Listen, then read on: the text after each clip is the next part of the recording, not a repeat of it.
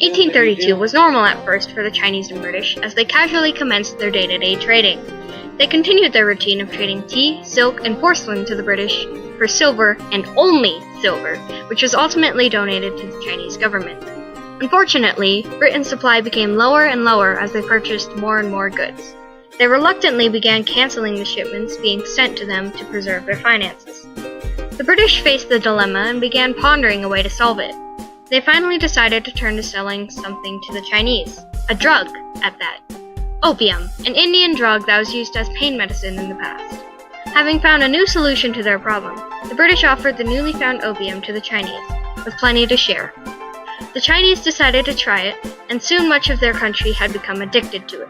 China began to order mass shipments of the drug at the time, quickly replenishing Britain's previous losses. China loved the stuff, but barely even scraped the surface of Britain's humongous opium supply, considering that they had mass amounts of large fields that were filled with drugs. Ugh. China became worried about the kind of economy they were projecting. They didn't exactly want to be a huge drug country, but that's what they were to others.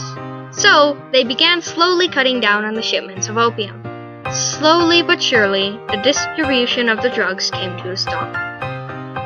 China wasn't all smiley happy about it, but they thought that it was the best thing to do for their country. A blockade was placed on the British opium producer, just as a precaution.